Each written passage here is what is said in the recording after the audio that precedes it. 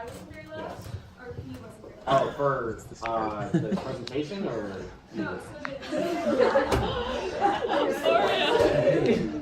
I didn't hear that. Like I said, you weren't very loud, so I didn't hear. Oh, okay, I'll talk louder. So with Leo's first activity, what aspects of that were poor in its communication? Yeah. You would let us ask questions? Ask questions. Ralphie? On specific instructions. No specific instructions. Stars? When we split up, we were all kind of talking over each other. Anyone else? Other aspects of it? What could Plato have done to do better? Ralphie? More direct language. All those are really important things. So there are three main aspects of communication that Camp Pessim wants us to focus on. One is our nonverbal actions. So we see that a lot in when we're playing games or giving directions. It's a lot more helpful to be showing them than it is to be just telling them. Second one, from Guido's last presentation, what I saw across the board, everyone had drawn big ears. So a really important part of being a good leader and communicator is actively listening to what the kids are saying and what your fellow counselors are saying. And then third, it's clear self-expression. So Plato didn't communicate exactly what he wanted. There are many ways he could have clarified, but he didn't.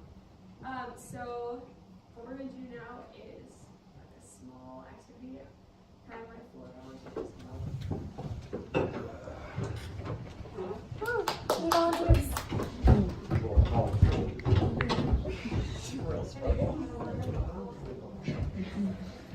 It's the Pigap one.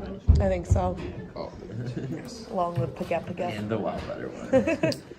True. It's the best journey. Wow. Is this part of it? Okay. So communication is the activity of conveying information through the exchange of thoughts, messages, or information as by speech, visuals, signals, writing, or behavior. Communication requires a sender, a message, and a receiver. Although the receiver need not be present or aware of the sender's intent to communicate at the time of communication. Thus, communication can occur across vast distances in time and space. Communication requires that the communicating parties share an area of communicative commonality. The communication process is complete once the receiver has understood the message of the sender. So what nonverbal cues did you get from the volunteers up here? Colby? Oreo is like actively signed to indicate his disinterest in what you're saying. Yeah. Connor? Candy cane's on her phone. you can get off the phone. Simba? Jingle looks like she's the only one up there that's retaining anything you're saying. Rex, what were you up to? Absolutely nothing. I wasn't listening to the thing you said. Yeah. So what types of messages do these behaviors send to both me and like other people in the group? So Everyone but Jingle's messages was kind of just like what you said wasn't important. They wouldn't need to know about it later. other hands? Oh, so I would say just like general disengagement and like disrespect. Yeah. So there are 7 aspects of nonverbal communication that are really important for us as counselors to pay attention to and make sure that we are using in our own communication. I'm going to pass out the sheet. I would like 7-ish groups. So I think we had some groups like we initially split up.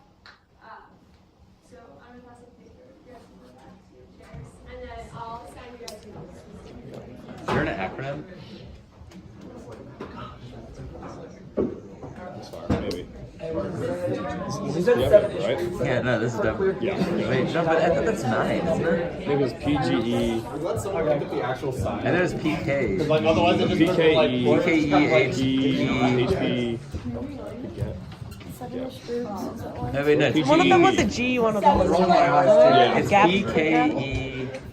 PGEHP. All these, wait. Oh, here it is. Yep, yeah. Yeah. PKP. Oh, no, there's no E. Oh, it's PKEP gap. No, yeah, it's there. The cap. The cap. Gap. Do we keep all of these? Gap. Do you remember the last one? I do. Yeah. I don't know. Maybe.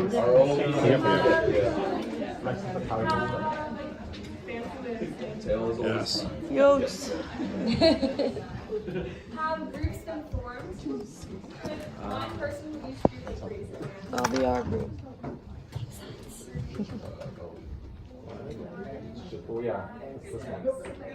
I did these 2 rows.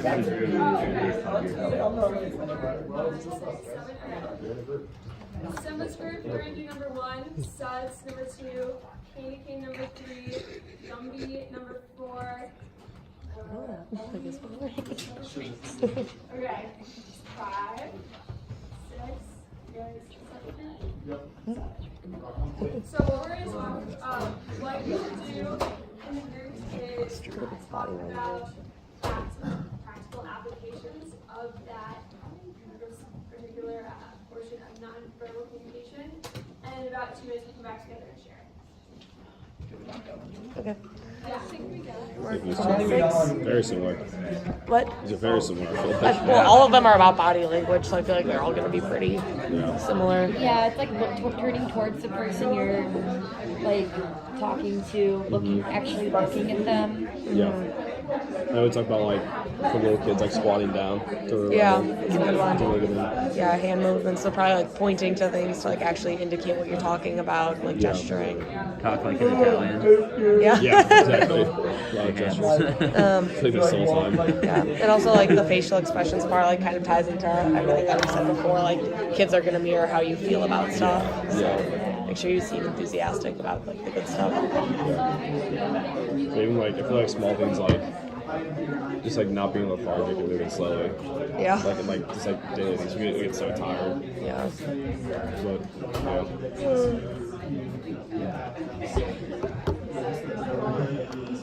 Lethargic. yeah. That's where I'm at right now. Yeah. Yeah, I know. Great work today. I honestly think though, like this is better than having the like how we had like so many Tuesday, Thursday night ones last We have to year. hardly any of them. So there's so many. Yeah. This is better. Now 3 hours. Like, this is tough, but when it's done, it's done. Yeah, it's really wild. It's way better than the makeup videos. Sorry, guys. Oh, whoops. We miss you. Remember we did makeup videos last year? Yeah. Don't forget, we have our EOTs as well.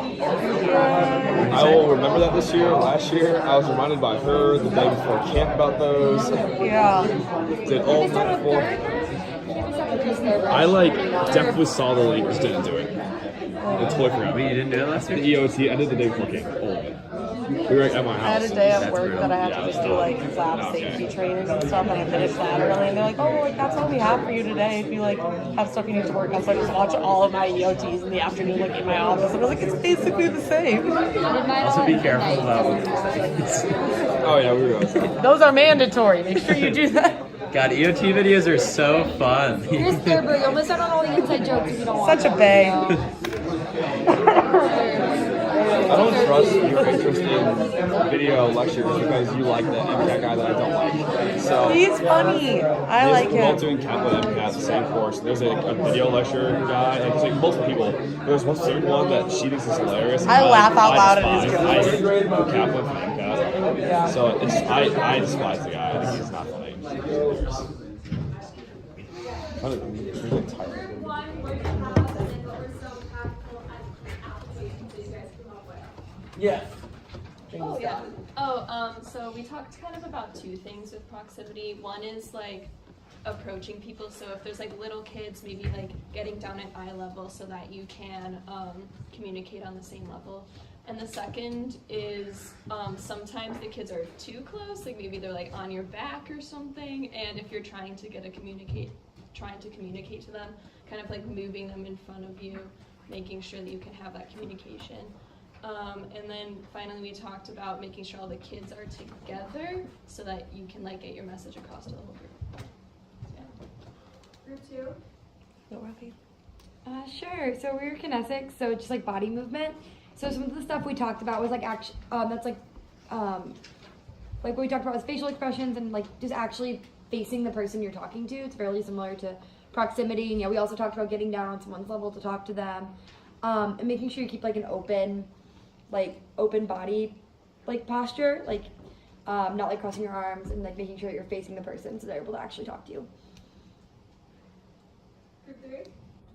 It's basically the same thing. Yeah, it likes open, not crossing your arms. Man-spreading, perhaps? Also, definitely don't cross your legs. You want to like man spread. Excellent reference. This is all bad. That's old school. For everyone at home. So we were gestures, and we just talked about how like doing certain gestures can show familiarity, which can make you more accessible and approachable. If like you're acting like you're friends with the kids, you're giving them high fives, you're nodding, you're actually listening to them, thumbs up, like you're goofing off with them, as opposed to like just not. It makes you feel more distant. Group 5. So sure, yeah, we were eye contact, and we talked about how it's important to keep eye contact with campers that shows you're interested in what they're saying to you. But at the same time, we also mentioned that because there's little kids and some kids might be shy, they might not make eye contact with you all the time, and so you can't like think that maybe means they're not listening to you or they're disrespecting you, but they could just be shy or a 6-year-old they don't make eye contact. Group 6. We had haptics, which I had never heard that word before, but that's basically physical contact. And how we talked about here was just how it should be intentional, especially if you're interacting with young kids. So just be cautious about what type of message your physical contact is sending, and if it's appropriate or not, and how it's going to be received. I think that comes in play a lot, especially for younger campers, because custom does have a rule that you're not supposed to touch campers, like no picking them up, no piggyback rides, such like that. But with younger kids, they're going to want to sit in your lap. They're going to want to like hang on you, and it's being reasonable and being aware of it, so you like it only occurs when they're like in inappropriate settings. Number 7. We had presence, so it's kind of bringing all the other 6 principles together into one, just kind of making sure that you're open and accepting like your body language shows that you're there for the kid.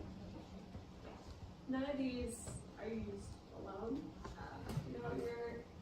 If your body posture is conveying one thing, but you're like glaring at a kid or not making eye contact, that's going to be the same as if you've done nothing at all. So we're going to move into our next activity, which is going to be game. So you can all stand up where you are. It's called Jedi Numbers. We played this last year. So the goal of the game is to, as a group, get to the number 15 without another in between. And if 2 people say the same number at the same time, you have to go back to 0. So we're not making eye contact with why we're all I'll start though. Yeah, wait, I don't understand this game. Okay. Not So, quite. the goal of the game is to use teamwork and mostly active listening to get to the number 15. So independently, we're operating to try to get to the number 15. So if I say 1, the next person should say 2.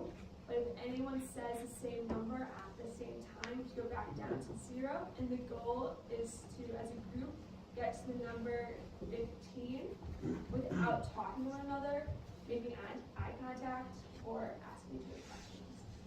Jim, you clarify any questions, anything I can say?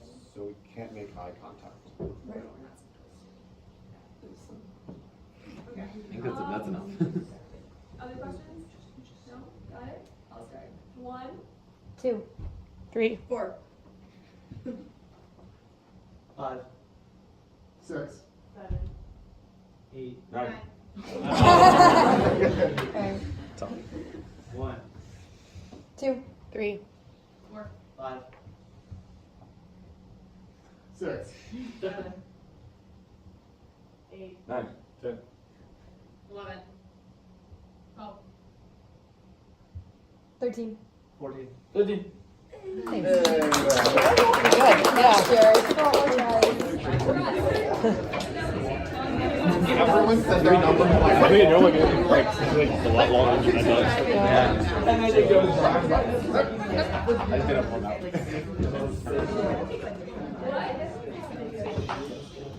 What listening skills do you guys use in this activity? To be honest, just waiting for people not to say anything. I don't get that. So active listening is a lot about, or active listening is the set of skills that allow you to understand, understand, and act on what's being said. So this is a lot of just like context clues. So like you said, you're listening to what was being said before, and then saying you thought was appropriate. So active listening is kind of, it's really easy to put into practice. It's kind of harder to have a section of a PowerPoint on. This is just what they suggest we do. So now we're going to work in small groups and we're going to talk about how you can physically be listening. So that ties back into last activities of posture and whatnot, and how you can intellectually be listening. And then we'll come back together. And so this half of the room, physical listening, other half of the room, intellectual listening. Like 2 minutes. Clarifying questions? What? We're talking about physical listening. Alright. So like what that means? Yeah, so it's like turning towards people.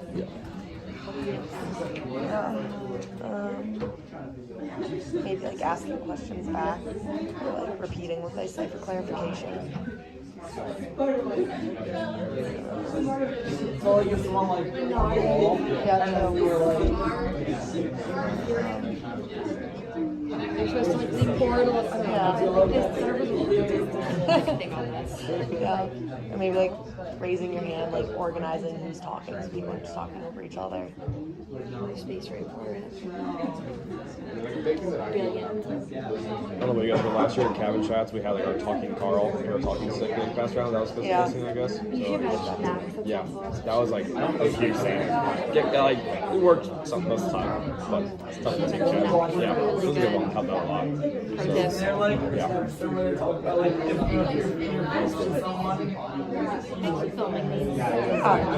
Totally. Not a problem at all. Yeah, it's not so bad. Because it's Pekefkev and where I got my Your name. origin story. I got my name here as like this train model 2 years ago. It's like you said that like parfait or something. Yeah, I said that. Yeah, parfait. Yeah, Parfait was like horrified. Yeah, she was just like so mad at me for like 10 seconds. She still didn't like when it's gotten brought up in like years after that. Yeah, she like hated it. She like because of that incident, she like didn't like me at all until like maybe camp. I don't know, maybe the next year. Oh wow, but don't say his name. Don't like where it comes from. Yeah, so then it's like Boo's just like Boo's like in my small group, and like there were a bunch of other people, and nobody raised any issues with it. And then afterwards, like after Parfait freaked out, Boo is like, okay, your name has to be something to do with spreading. Yeah. And Wild Butter is like the thing that people spread. It's on the mind when you're in camp. It's a great connection. It's so hard to explain to people. People don't know what Wild Butter like, is. oh, I like Wild Butter from camp. So. Well, at camp it's easy because everybody knows what Wild Butter is, but like outside of camp, nobody knows what it is. That's true. So then they're like, Wild Butter? What? 2 words? Is that like margarine? Like, wow, I can't believe it's not butter? Like, we talked about this. We did a little bit, yeah. I got 2 things.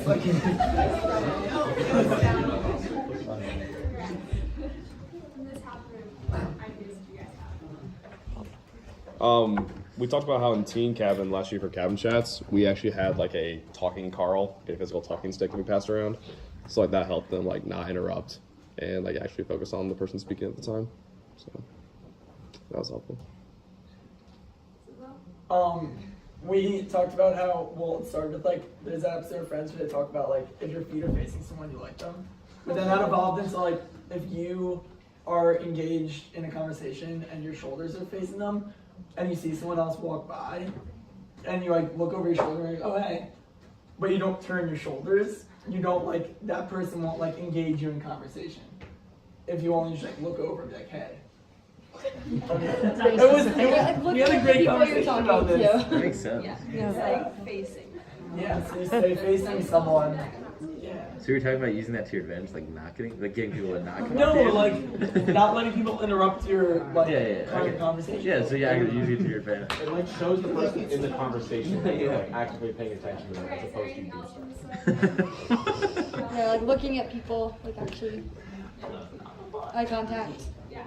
Leaning in. Intellectual services. Yeah, well, I feel like it's overplayed. Okay, guys. I already got this. We talked about like our like definition that we like came up with was like asking questions and following up on what is being said in the listening. So like we're turning that listening into a conversation where like it's both parties as well.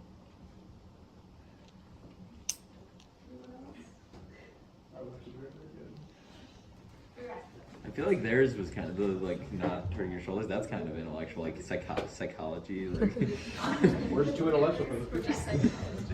It's a mix, mind body mix.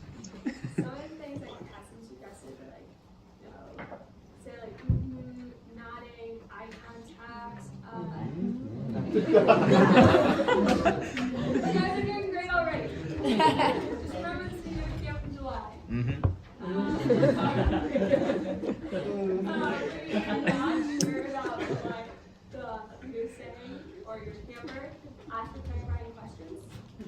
You know, if communication happens, phrasing questions isn't always easy. First time you phrase something may not convey the point. So, you know, asking follow-ups, confirming what you're doing is correct. So kids say things all over the place, and you don't always know like what exactly you're trying to say. So again, like clarifying and making sure like you want to do this, right? So now we're going to move into the last section, which is self-expression. The next 10 minutes, I'm going to get you out of here. So there's self-expression is about making sure that what you're saying is understood by those around you. How can we do that? I know this is such a repetitive saying, like this, logical, just kind of have to get through it. And also, there's not a lot of wrong answers. Oh, yeah, sorry.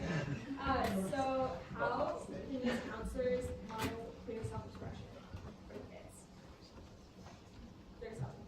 You know, especially with like the younger kids, like it's important after you tell them something, like they know how you want them to react, and so it's important afterwards that you like check to make sure they actually like understood and they're not just nodding. Yeah, following up for sure, especially the younger kids. They're not always listening. They're like our lovely volunteers where they're slouching, looking off in another direction, being distracted by butterflies, following up, confirming, interrupting. Suds.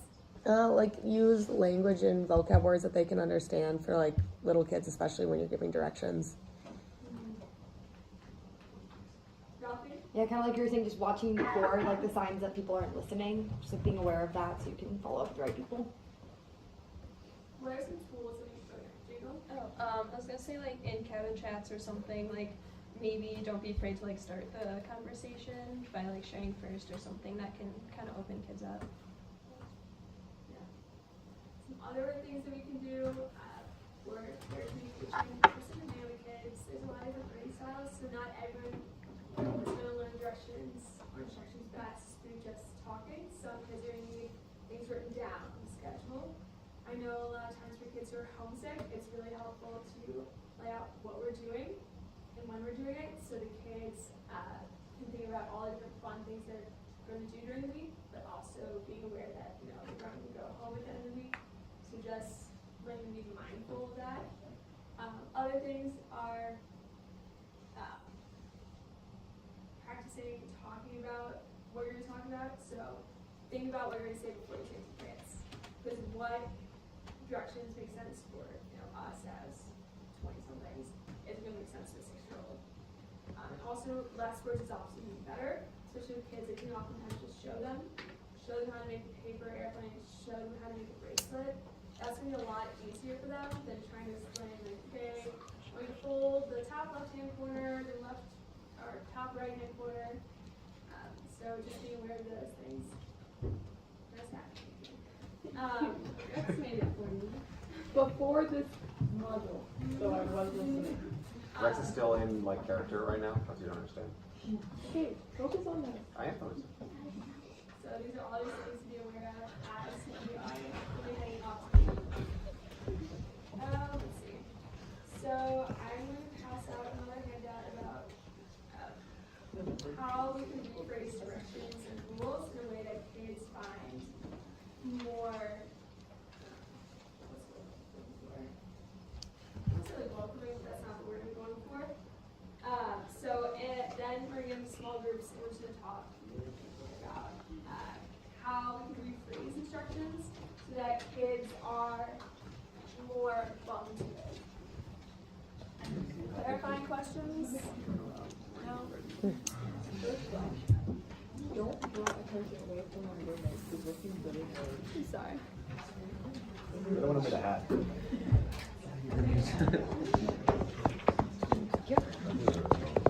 What happens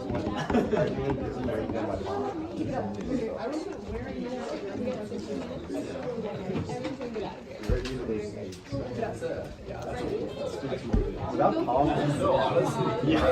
No, I still don't. Yeah. We check. How many did you get?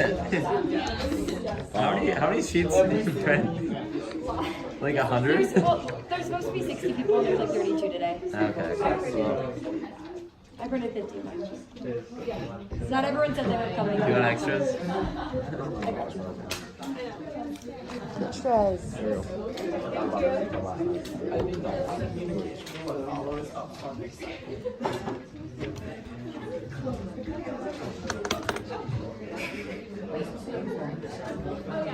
Small groups talking about how we can rephrase common directions that we can give to kids. Like, let's see, for some examples. How could you rephrase, like, you go take a shower?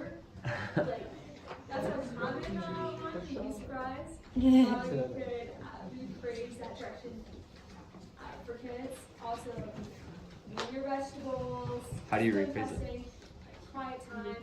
How do you best explain that to kids without just saying, like, be quiet, it's not fun. Could you give us an example? We're supposed to be doing that. Oh, we're doing that? Okay. Yeah. I thought you were just Yeah. So we could like, let's go play a game. Let's go play. Like, let's go play. Or like, let's go take showers now. Kind of like making it more of like a positive rather than. Our hand washing song? Always good. Making it fun. Making things more fun. Yeah, like letting them decide, like, do you want to shower in the first group or the second group? Giving them choices. Yeah. Also, like, kind of along the lines of the hand washing song, one time we, like, me and Caesar, all the way from Sharples, it was just us and Spidey, and we just, like, got him into a trance by just going, like, Spidey, Spidey, Spidey, ah, Spidey, Spidey, Spidey, ah, and, like, just doing that with everybody's name. You're just like, I don't know, like, Caesar, Caesar, Caesar, ah, is incredible, and then he would repeat it, like, I don't know. That's the kind of convincing thing we need from our counselors. I feel like also like there's a bunch of stuff about like saying positive directions instead of like negative ones. Like you don't say don't do this, you say like do this instead. Like it's like that. Is there another thing too?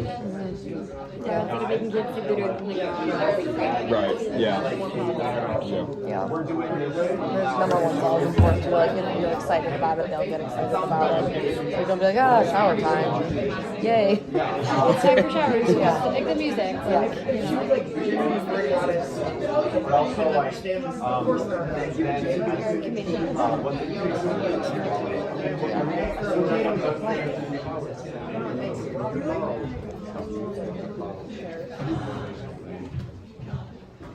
Malcolm, did you want to start? So one thing is to make things like not like, or phrase them positively instead of negatively. So instead of like don't do this, say like let's do this. I don't know, like make it more appealing in that way. So an example, I guess, well, it's kind of related to that. So the Meebos, when when we're going to the dining hall, everybody has to wash their hands. So the Meebos like made a song to like get the kids to do it.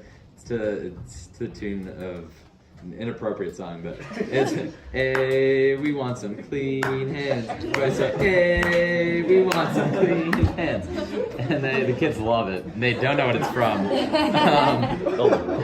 so works. Yeah, like focusing on like the Yeah, fun I feel aspect. they're older. There we go.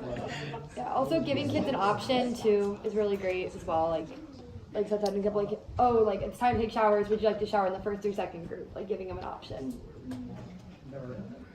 Yeah, one thing we did when especially for like showers, it was like a motivational aspect. So 37 was really good about doing this. It was telling the kids that once they showered, they could feed their Carls. Because they were constantly like, I want to take my Carl outside to feed him. And so being like, okay, well, once you shower, you can do that. So like the motivational aspect, but also like kind of, it sounds bad, but like clarifying that this is the only thing that we have planned for that moment for specific things. So like, we're only eating here, we're not running around, or we're only showering during this time. So like as soon as you do that, then maybe we'll get to the next activity quicker. Like that sort of thing. We did like eating, like with the kids not eating, we did like the clean plate club. So gotta clean their plate is in the club. Whoa. Yeah, I don't know. It was like yes and no, it worked, but I don't know. It's an idea. Biz was just really excited about it. We'll see you again in 2019. Yeah, for sure. She didn't really appreciate it. Yeah, I was gonna say, yeah, just in general, making things more fun. Like, oh, it's time to take showers, but who wants to pick the music? Like things like that. Yeah, asking open-ended questions is really important too. Yes, give options, but like you said, like, try to incorporate the kids into decisions that they're having to make. So Seth mentioned earlier that he's letting the kids help them host the cabin. Yes, you can even like have to use like, you know, flying at time starts then or blah blah blah. But kids will have ideas for themselves as well. Is anyone else having anything? Yeah? No? Yeah, so this is going to be good. It is now really o'clock. Other than that, I think we're good. Yeah, so